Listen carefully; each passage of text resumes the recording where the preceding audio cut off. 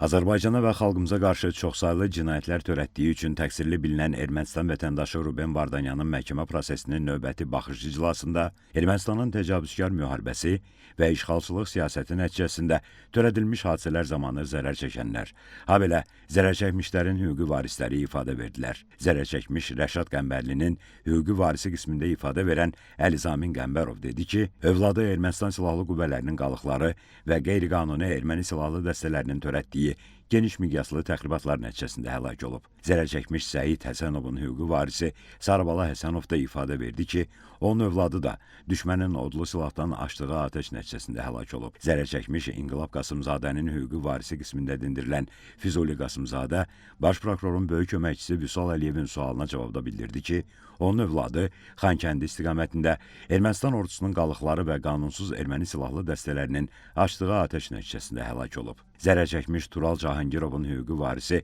İlahə Eyvazova da ifadə verdi ki, həyat yoldaşı qızının doğum günündə Kəlbəcərdə düşmənin açdığı atəşlər nəticəsində həlak olub. Zərər çəkən Zahir Əliyevin hüquqi varisi qismində tanınaraq ifadə verən Aynur Mürsəlovanın həyat yoldaşı da Kəlbəcərdə həlak olub. Zərər çəkən Hüseyn Babayev isə Ermənistan Silahlı Qüvvələrinin qalıqları və qanunsuz erməni silahlı dəstələrinin Ağdam rayonuna atdığı mərminin yaxınlığına düşərək partlaması nəticəsində sol qulaq və boyun nahiyəsindən xəsarətlər alıb. Məhkəmədə ifadə verən Əskər Dövlətov düşmənin törətdiyi geniş miqyaslı təxribat nəticəsində yaralanıb. Zərər çəkmiş bildirdi ki, həmin gün Şuşa rayonunun Xəlfəli kəndində düşmənin açdığı atəşlər nəticəsində onunla bərabər Ayxan Kərimli, Musa Orucov və Yusif Məcidli müxtəlif bədən xəsarətləri alıb. Bir neçə nəfər isə həlak olub.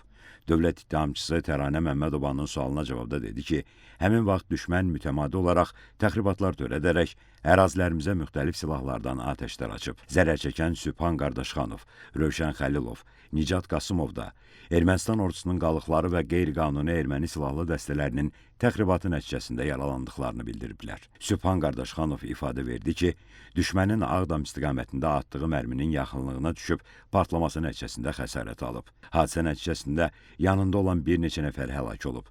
Rövşən Xəlilov Baş prokurorun xüsusi tapşırıqlar üzrə köməkçisi Tuqay Rəhimlinin suallarına cavab olaraq qeyd etdi ki, o, düşmənin snayperdən açdığı atəş nəticəsində güllə yarası, həmçinin atdığı artilleriya mərmisinin yaxınlığında partlaması nəticəsində müxtəlif dərəcəli bədən xəsarətləri alıb. Nicat Qasımov isə Xocavənd rayonunun ərazisində yerləşən Ermənistan ordusunun qalıqları və qanunsuz erməni silahlı dəstələrinin atdığı artilleriya mərmisinin partlaması nəticəsində yaralanıb. Həmin vaxt zərər çəkmişin yanında olan Zamin Abbasov və Qərib Qasımov isə düşmənin açdığı snayper atəşləri nəticəsində həlak olub. Zərər çəkən Ayaz Həsənli də düşmənin təxribatları zamanı yaralanıb. Dedi ki, hadisə zamanı onunla bərabər bir neçə şəxs yaralanıb.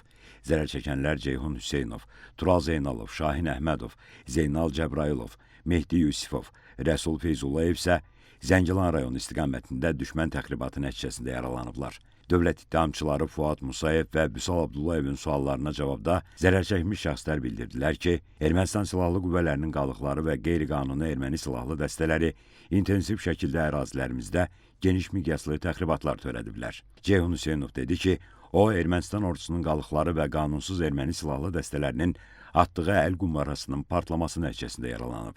Həmin vaxt yaxınlığında olan Fərid Rüstəmov həlak olub. Həmçinin Təbriz Ramazanov, Fərid Məmmədov və Saleh Həsənov müxtəlif növ bədən xəsarətləri alıb. Tural Zeynalov isə bildirdi ki, hadisə zamanı Elşən Babazadə həlak olub, onunla bərabər bir neçə nəfər yaralanıb. Zərər çəkən Şahin Əhmədov da ifadə verdi ki, düşmənin açdığı atəşlər nəticəsində Fərid Mehballı, Təbriz Rəhimov, Nahid Məmmədov həlak olub. Eyni zamanda o və daha bir neçə nəfər isə müxtəlif bədən xəsarətləri alıb. Zərər çəkən Təbriz Abuşov ifadə verdi ki, Xocavənd istiqamətində düşmənin odlu silahlardan açdığı atəşlər nəticəsində güllə yarası xəsarəti alıb. Zərər çəkən İlham İsrailov isə Ağdam istiqamətində yaralanıb.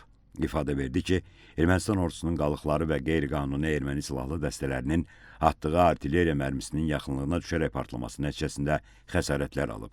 Hadisə zamanı yanında olan Rəşad Vəlizadə həlak olub.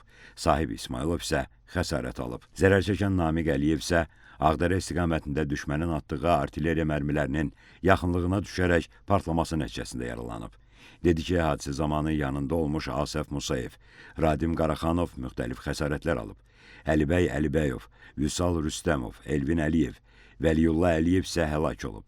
Zərər çəkən Atalı Soltanəli də düşmənin geniş miqyaslı təxribatının nəticəsində Ağdərə istiqamətində yaralanıb. Baş prokurorluğun Dövlət İttihamının Müdafiəsi üzrə idarəsinin şöbə rəisi Nəsir Bayramovun sualına cavabda dedi ki, hadisə zamanı yanında olan şəxslər həlak olub. İclasda zərər çəkmişlərin barələrində keçirilmiş məhkəmə tibbi ekspertizasının rəyləri də elan olundu.